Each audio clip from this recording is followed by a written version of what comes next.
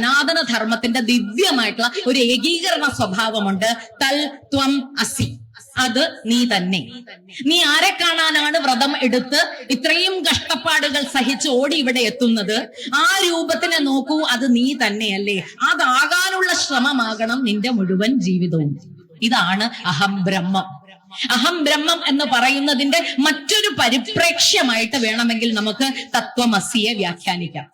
ഇത് കൃത്യമായി നമുക്ക് വായിച്ചെടുക്കാവുന്ന, അറിയാവുന്നത്. ഇവിടെ ഇരിക്കുന്ന പലരും മുതിർന്ന ആൾക്കാരൊക്കെ ഉണ്ടെങ്കിൽ, പണ്ടുകാലങ്ങളിൽ മുതിർന്നവർ മാത്രമല്ല, ചെറുപ്പക്കാർക്ക് ഇപ്പോഴും കറുപ്പെടുത്തു കഴിഞ്ഞാൽ, മാല ഇട്ട് കഴിഞ്ഞാൽ സ്കൂളിൽ നമുക്ക് കിട്ടുന്ന ഒരു വലിയ പ്രിവിലേജ് ഉണ്ട്. അന്ന് അധ്യാപകർ തല്ലില്ല. ആ സമയങ്ങളിൽ അയ്യപ്പനെ തല്ലാൻ പാടില്ല, മാളികപ്പുറത്തിനെ തല്ലാൻ പാടില്ല. ഇത് നമ്മുടെ നാട്ടിലെ ഒരു ആചരണമാണ്, അല്ലെങ്കിൽ ഒരു ആചാരമാണ്. കാരണം എന്താ? അത് ഭഗവാനാണ്.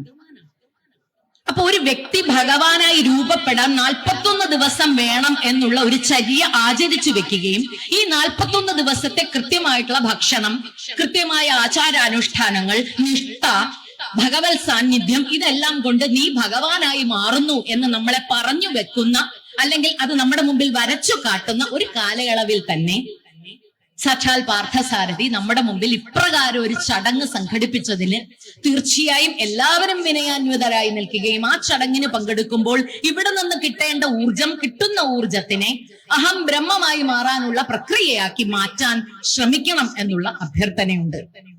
ഇതറിയണമെങ്കിൽ നിസ്സാരമായ മറ്റൊരു കഥയും കൂടെ പറയാം.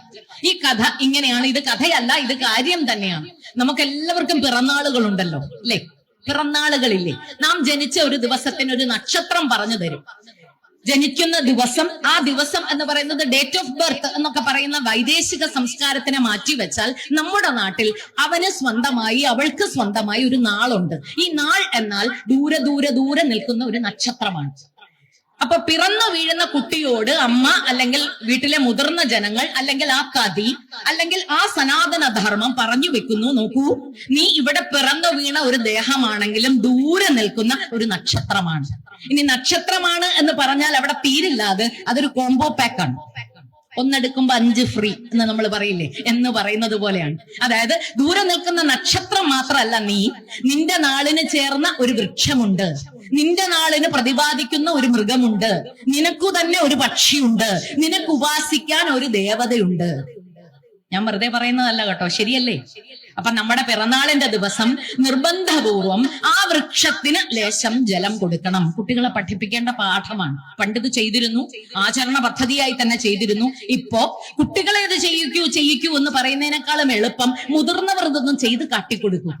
അന്നത്തെ ദിവസം ആ കാകന്, അല്ലെങ്കിൽ ആ മൃഗത്തിന്, ആ പക്ഷിക്ക് ലേശം അന്നം കൊടുക്കൂ. നിന്റെ പിറന്നാള് ദിവസം നീ മാത്രമല്ല ഉരുട്ടി ഉരുട്ടി കഴിക്കേണ്ടത്, നീ പിറന്നാൾ സദ്യ ഉണ്ണുമ്പോ തന്നെ ഒറ്റകൾക്കും കൂടെ കൊടുക്കണം. കാരണം അതാണ് നീ, ഇതാണ് നീ. തുടക്കത്തിൽ ഞാൻ പറഞ്ഞ കിടന്നുറങ്ങുന്നവരെല്ലാം സാക്ഷാൽ നാരായണനായി കട്ടിക്കൊടുത്ത സങ്കല്പം തന്നെയാണ് സനാതന ധർമ്മത്തിന്റെ അടിവേര് എന്ന് നമുക്ക് വേണമെങ്കിൽ പറയാം. അതാണ് അതിന്റെ മർമ്മം. ഇതെല്ലാം ഒന്നാണ്.